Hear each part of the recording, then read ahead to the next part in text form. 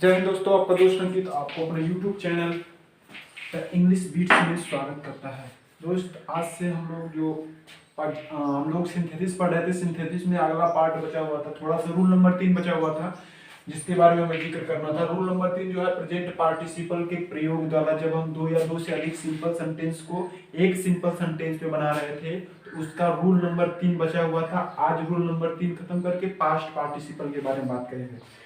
तो दोस्तों, rule number 3 हमें क्या कहता है कि रूल नंबर 3 यही कहता है कि जब प्रथम वाक्य के ऑब्जेक्ट द्वारा, यदि पहला वाक्य है उसका जो ऑब्जेक्ट रहेगा उसके द्वारा जो भी किया गया एक्शन रहेगा, प्रथम ऑब्जेक्ट अर्थात प्रथम वाक्य के ऑब्जेक्ट द्वारा पहले वाक्य जो रहेगा, आपको पता है कि दो सिंपल सेंटेंस होते हैं, दो सिंपल सेंटेंस को मिलाकर एक सिंपल सेंटेंस बनाना एक सिंथेसिस कहलाता है ना। तो हम दो सिंपल सेंटेंस में जो पहले सेंटेंस का जो ऑब्जेक्ट रहेगा उसके द्वारा जो भी किया गया कार्य रहेगा वो दूसरे सेंटेंस में उस एक्शन को यदि दर्शाया जा रहा हो, उस एक्शन को दर्शाया जा रहा हो तो उस एक्शन को हम प्रेजेंट पार्टिसिपल में बदलकर एक फाइनाइट वर्ब लगाकर हम सिंपल सेंटेंस बना देते हैं। तो कहने का मतलब पहला यही है कि जब प्रथम वाक्य के ऑब्जेक्ट द्वारा किया गया एक्शन अर्थात कार्य दूसरे वाक्य में दर्शाया जाता है तो उस एक्शन को हम प्रेजेंट पार्टिसिपल में बदल देते हैं। ऐसे नहीं समझ में आ रहा तो सेंटेंस देखिए। देखिए आपके सामने पहला सेंटेंस ये स्वीटी सा सम बेगर्स फुल स्टॉप। यानी स्वीटी ने क्या किया, कुछ बेगर्स मतलब होता है भिखारी को देखा। फिर they were sitting by the roadside. बताइए कौन बैठा हुआ था, कौन बैठा हुआ था? तो बताइए जो बेगर्स, सम बेगर्स थे वही ना बैठे हुए थे कहाँ, रोड साइड के बगल में। तो वही कहने का मतलब यदि पहले सेंटेंस का जो ऑब्जेक्ट रहेगा उसके द्वारा किया गया एक्शन यदि दूसरे कार्य में दर्शाया गया हो तो वही जो कार्य होता है उसी कार्य को हम प्रेजेंट पार्टिसिपल में बदल देते हैं। तो बताइए स्वीटी की जगह क्या लिख देंगे, हम स्वीटी लिख देंगे, सा की जगह सा लिख देंगे, उसके बाद सम बेगर्स की जगह क्या लिख देंगे, सम बेगर्स लिख देंगे। उसके बाद देखिए सम बेगर्स हो गया, आपको पता है सम बेगर्स, यहाँ जो दे आया है वो सम बेगर्स के लिए ही आया है। तो इसके बाद जो आएगा ऑब्जेक्ट, ऑब्जेक्ट के बाद जो एक्शन रहता है उस एक्शन को लिखते हैं। तो एक्शन क्या, बैठना, बैठना ही कारण है तो क्या लिख देंगे, सिटिंग लिख देंगे। अब bye the road side, bye the road side हो जाएगा, लास्ट में फुल स्टॉप लगा देंगे। तो आपका सेंटेंस सही हो जाएगा, स्वीटी सा some beggar sitting by the roadside. यानी आपको इसमें देखना है कि जो ऑब्जेक्ट द्वारा किया गया एक्शन रहेगा, प्रथम वाक्य का ऑब्जेक्ट द्वारा किया गया एक्शन अगर दूसरे वाक्य में पुनः दर्शाया जा रहा है, पुनः बताया जा रहा है तो वही कार्य, उसी एक्शन को हम प्रेजेंट पार्टिसिपल में बदल देते हैं। सेकेंड सेंटेंस देखिए, आई सा ए बॉय, यानी मैंने एक लड़के को देखा। अब बॉय के लिए ही का प्रयोग किया गया। यह लड़का, वह लड़का जो था was covered with white cloth. बताइए यानी ऑब्जेक्ट द्वारा जो किया गया कार्य दूसरे वाक्य में एक्शन बतला रहा है ना, कवर्ड यानी वही लड़का ढका हुआ है। क्या बदल देंगे, आई सा की जगह सा लिख देंगे और बॉय की जगह बॉय लिख देंगे। इसके बाद हम तुरंत लिखेंगे प्रेजेंट पार्टिसिपल। तो कवर्ड का हो जाएगा क्या, कवरिंग। अब विद व्हाइट क्लोथ क्या हो जाएगा, व्हाइट क्लोथ, लास्ट में फुल स्टॉप लगा देंगे। तो इससे एक सिंपल सेंटेंस बन जाएगा। एक सिंपल सेंटेंस की पहचान क्या होती है कि उसमें एक फाइनाइट वर्ब होता है। तो इसमें एक फाइनाइट वर्ब रहेगा, क्या है, सा। उसके बाद देखिए आई सा रमेश, यानी मैंने रमेश को देखा। He was abusing. अब बताइए कौन एब्यूज कर रहा था, यानी रमेश द्वारा किया गया एक्शन दूसरे कार्य में दोहराया जा रहा है ना, तो रमेश तो एब्यूजिंग कर रहा था। तो आई लिख देंगे, आई सा की जगह सा लिख देंगे, रमेश की जगह रमेश। उसके बाद क्या लिख देंगे, एब्यूज, एब्यूज का प्रेजेंट पार्टिसिपल बना देंगे तो एब्यूजिंग हो जाएगा। एब्यूजिंग, हिज की जगह हिज लिख देंगे, नेवर की जगह नेवर। तो ये आपका जो है प्रेजेंट पार्टिसिपल का जो नियम था, 3 रूल्स थे। आपके पेपर में पूछता है तो तीनों रूल्स के बारे में हमने जिक्र कर दिया। तो अब बाकी आता है पास्ट पार्टिसिपल के बारे में। क्या होता है, अब पास्ट पार्टिसिपल के बारे में जिक्र कर लेते हैं। उसके बाद आप यहाँ तक इसके बाद दोस्तों हम पास्ट पार्टिसिपल के बारे में पढ़ेंगे। तो पास्ट पार्टिसिपल के बारे में आपको बताया गया होगा कि पास्ट पार्टिसिपल क्या होता है। पास्ट पार्टिसिपल होता है मुख्य क्रिया के थर्ड फॉर्म के बाद अगर नाउन या प्रोनाउन अर्थात ऑब्जेक्ट लगा रहता है उसको बोलते हैं पास्ट पार्टिसिपल। आपको बोलता है कि पास्ट पार्टिसिपल जो होता है वो वर्बल एडजेक्टिव होता है जो किसी नाउन या एडजेक्टिव की विशेषता होता है, नाउन या प्रोनाउन की विशेषता होता है। तो पास्ट पार्टिसिपल का रूल क्या होता है कि इसमें दो वाक्य दिए रहते हैं। क्या वाक्य रहते हैं? दो वाक्य दिए रहते हैं। उन दो वाक्यों को जोड़ा जाता है जिनमें एक कार्य जो होता है, जिसमें एक कार्य जो होता है वो बहुत पहले समाप्त हुआ होता है। अर्थात कहने का मतलब यह है कि दोनों कार्य जो होते हैं पास्ट में दिए रहते हैं। दोनों कार्य किस में दिए रहते हैं? पास्ट में दिए रहते हैं। जब दोनों कार्य पास्ट में दिए रहते हैं तो एक कार्य जो होता है वो बहुत पहले समाप्त हुआ रहता है। क्या होता है? बहुत पहले समाप्त हुआ रहता है। तो जो कार्य बहुत पहले समाप्त हुआ रहता है उसी का जो होता है मेन वर्ब होता है, उसी को हम मुख्य क्रिया के थर्ड फॉर्म में बदलकर ऑब्जेक्ट या नाउन या प्रोनाउन से पहले लिख दिया जाता है। देखिए, आई फाउंड माई पेन, मैंने अपनी कलम पाया। इट वाज लास्ट, यानी जो पहले खो गई थी। अर्थात बताइए इसमें कौन सा कार्य पहले हो रहा है? यानी मैंने अपनी जो कलम पाई थी वह कलम जो है पहले ही खो गई थी। अर्थात जो खोने वाला कार्य था वो सबसे पहले समाप्त हो गया है। तो जो कार्य सबसे पहले समाप्त होगा उसका जो एक्शन वर्ब रहेगा उसका हम मुख्य क्रिया का थर्ड फॉर्म बना के नाउन या प्रोनाउन से पहले लिख देते हैं। तो बताइए, आई की जगह आई हो जाएगा, फाउंड की जगह फाउंड हो जाएगा। उसके बाद क्या लिख देंगे? माई, माई की जगह माई। अब बचा पेन, पेन यहाँ क्या हो जाएगा? नाउन या एडजेक्टिव का काम कर रहा है। इससे पहले हमको क्या बनाना है?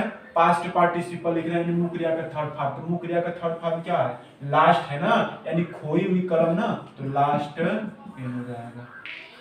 अगर ये सवाल आपको समझ में नहीं आता हो, दूसरा देख लीजिए। Manoj found his book, it was last. Same example है, आपको इसलिए बता रहा हूँ सेम एग्जांपल ताकि आपको समझ में आए। मनोज की जगह हम क्या लिखेंगे? मनोज लिखेंगे। फाउंड की जगह फाउंड लिखेंगे। हिज की जगह हिज लिखेंगे। अब बताइए बुक क्या है यहाँ पर? नाउन या एडजेक्टिव हो गया, नाउन या प्रोनाउन हो गया। इससे पहले हम मुख्य क्रिया का थर्ड फॉर्म लिखेंगे। लास्ट देखिए, लास्ट मुख्य क्रिया का थर्ड फॉर्म है, तो यह लास्ट लिख देंगे। लास्ट पेन हो गया। चलिए, ये समझ में नहीं है तो तीसरा देखिए। They on the way to the her school, on the way to her school, Puja saw a hut, it was born। यानी on the way to her school, यानी घर से, यानी जब on the way यानी जब स्कूल के रास्ते से पूजा जा रही थी उसने क्या देखा? एक हट को देखा। जो हट इट वाज बर्न, जो पहले ही से जल चुका था। अर्थात जब रास्ते से पूजा गुजर रही थी अपने स्कूल के, वहां उसने क्या देखा? एक झोपड़ी देखा, जो झोपड़ी पहले से ही जल चुकी हुई थी। यानी एक कार्य बहुत पहले समाप्त। जलने वाला काम क्या है? बहुत पहले समाप्त हो गया था। बर्न वाला काम जो है बहुत पहले समाप्त हो गया था। तो बर्न को हम बना देंगे मुख्य क्रिया का थर्ड फॉर्म। क्या लिख देंगे? इसकी जगह ऑन द वे की जगह क्या लिख देंगे? वे लिख देंगे। और टू की जगह टू लिख देंगे। हर की जगह हर, स्कूल की जगह स्कूल लिख देंगे। अब पूजा की जगह पूजा लिख देंगे। और सा की जगह सा लिख देंगे। उसके बाद अ की जगह अ लिखेंगे। बस हट आपका क्या हो गया? हट जो आपका हो गया नाउन हो गया। उससे पहले क्या लगा देंगे? मुख्य क्रिया का थर्ड फॉर्म। यही क्या हो जाएगा? आपका पास्ट पार्टिसिपल। तो पास्ट पार्टिसिपल से ज्यादा क्वेश्चन नहीं पूछता, पास्ट पार्टिसिपल का यही होता है। तो पास्ट पार्टिसिपल की पहचान यही होती है कि एक कार्य जो बहुत पहले समाप्त हो गया होता है, जो कार्य बहुत पहले समाप्त रहता है उसी के एक्शन वर्ब को हम मुख्य क्रिया का थर्ड फॉर्म बना के नाउन या एडजेक्टिव से पहले, नाउन या प्रोनाउन से पहले अर्थात ऑब्जेक्ट से पहले लिख देते हैं। वही होता है पास्ट पार्टिसिपल। तो अब तक हमने प्रेजेंट पार्टिसिपल और पास्ट पार्टिसिपल के बारे में जान लिया। अब जो जानेंगे हम परफेक्ट पार्टिसिपल अर्थात हैविंग प्लस मुख्य क्रिया का थर्ड फॉर्म। ये सबसे इंपॉर्टेंट है, सबसे ज्यादा क्वेश्चन यहीं से पूछता है। तो परफेक्ट पार्टिसिपल के बारे में अब जानते हैं। परफेक्ट पार्टिसिपल आप हेडिंग डालिए। इसके बाद दोस्तों हम पास्ट परफेक्ट पार्टिसिपल के बारे में बात करते हैं। तो परफेक्ट पार्टिसिपल क्या होता है? हमने बताया था आपको, परफेक्ट पार्टिसिपल जो होता है वो हैविंग प्लस मुख्य क्रिया के थर्ड फॉर्म के साथ ऑब्जेक्ट लगा रहता है। क्या रहता है? हैविंग प्लस मुख्य क्रिया के थर्ड फॉर्म के साथ ऑब्जेक्ट लगा रहता है, वही परफेक्ट पार्टिसिपल होता है। तो परफेक्ट पार्टिसिपल में क्या होता है? इसमें एक ही कर्ता रहेगा। क्या रहेगा? सब्जेक्ट सेम रहेगा। अर्थात जो सब्जेक्ट द्वारा किया गया कार्य क्या रहेगा? सब्जेक्ट द्वारा किए गए दो कार्यों के बीच, मतलब एक सब्जेक्ट रहेगा, उनके द्वारा किए गए दो कार्य होंगे और उन दो कार्यों के बीच क्या रहेगा? कुछ समय अंतराल रहेगा। क्या रहेगा? कुछ समय अंतराल, अर्थात तो कुछ समय दिया रहेगा। अर्थात 1 घंटा 5 मिनट 10 मिनट का अंतर दिया रहता है। और दोनों कार्य एक दूसरे पर निर्भर न हो। और दोनों कार्य क्या होते हैं? एक दूसरे पर निर्भर नहीं होते हैं। जैसे मैं कह दूं, मैं खाना खाया और सो गया। मैं खाना खाया और सो गया। तो बताइए खाना खाएंगे और सोने के बीच तो कुछ समय अंतराल रहेगा ना, वही समय अंतराल क्या होता है, परफेक्ट पार्टिसिपल में होता है। तो परफेक्ट पार्टिसिपल को आपका रूल बताया है कि इसमें मैंने आपको पहले वीडियो में बताया था कि परफेक्ट पार्टिसिपल में क्या होता है, थोड़ा सा समय दिया रहता है। क्या रहता है, दोनों दो कार्यों के बीच समय रहता है, जबकि प्रेजेंट पार्टिसिपल में समय नहीं दिया रहता है। तो परफेक्ट पार्टिसिपल और प्रेजेंट पार्टिसिपल में अंतर यही होता है कि प्रेजेंट पार्टिसिपल में समय नहीं दिया रहता, समय अंतराल नहीं होता, उसमें कंटिन्यूअस एक्शन होता है, लगातार कार्य होता है। और परफेक्ट में क्या होता है, इसमें समय अंतराल दिया रहता है, अर्थात इसमें कुछ समय दिया रहेगा। तो परफेक्ट पार्टिसिपल जो होता है हैविंग प्लस मुख्य क्रिया का थर्ड फॉर्म के साथ ऑब्जेक्ट लगा रहता है। तो बताइए पहला कार्य है कि आई फिनिश्ड माई वर्क, यानी मैंने अपने कार्य को समाप्त कर दिया। आई फिनिश्ड माई वर्क, मैंने अपने कार्य को समाप्त कर लिया। आई वेंट टू स्कूल, अर्थात बताइए कार्य समाप्त करेंगे उसके बाद स्कूल जाएंगे, अर्थात कार्य समाप्त करना और स्कूल जाने के बीच कुछ न कुछ तो समय अंतराल होगा, उसी समय अंतराल को हम परफेक्ट में बनाते हैं। तो बताइए I finished my work, I went to school, इसका क्या बनेगा, तो हम लिखेंगे सबसे पहले क्या लिखेंगे, हैविंग लिखेंगे। क्या लिखेंगे, हैविंग लिखेंगे। उसके बाद क्या लिख देंगे, मुख्य क्रिया का थर्ड फॉर्म। तो मुख्य क्रिया का थर्ड फॉर्म में क्या है, फिनिश्ड है ना, तो हैविंग फिनिश्ड। उसके बाद माई वर्क बताइए ऑब्जेक्ट हो गया, माई वर्क ऑब्जेक्ट हो जाएगा। उसके बाद सब्जेक्ट, कौन कार्य समाप्त कर रहा है, देखिए यहाँ पर भी आई है, यहाँ पर भी आई, तो मैं ही तो कार्य समाप्त कर रहा हूँ, आई। उसके बाद जैसे का तैसे आई वेंट टू स्कूल लिख देंगे, लास्ट में फुल स्टॉप। तो इसका पहचान यही होता है कि इसमें बस समय अंतराल दिया रहता है, जबकि परफेक्ट प्रेजेंट पार्टिसिपल में जो होता है कंटिन्यूअस एक्शन होता है। सेकेंड समझिए, he wrote a letter, he posted, बताइए वह पत्र लिखा, वह पत्र लिखा, ही पोस्टेड, यानी उसने छोड़ दिया। तो बताइए पत्र लिखेगा और छोड़ने के बीच कुछ न कुछ समय अंतराल रहेगा कि नहीं, पहले बात करिए, पत्र लिखेगा और उसको जाकर पोस्ट ऑफिस में छोड़ेगा तो समय अंतराल रहेगा ना, उसी समय अंतराल को हम परफेक्ट पार्टिसिपल लिखते हैं। तो बताइए हैविंग लिख देंगे, क्या लिख देंगे भैया, हैविंग लिख देंगे। और रोट का थर्ड फॉर्म बताइए रिटेन हो जाएगा, हैविंग रिटेन, और लेटर क्या हो जाएगा, लेटर। उसके बाद कॉमा लगा देंगे। बताइए ही कर रहा है ना, ही दोनों, तो क्या लिख देंगे, ही पोस्टेड की जगह पोस्टेड, इट की जगह क्या लिख देंगे, इट लिख देंगे, लास्ट में फुल स्टॉप। उसके बाद तीसरा देखिए, Hari was beaten by his enemy, यानी हरी जो है अपने दुश्मनों के द्वारा पीटा गया, अपने दुश्मनों के द्वारा पीटा गया।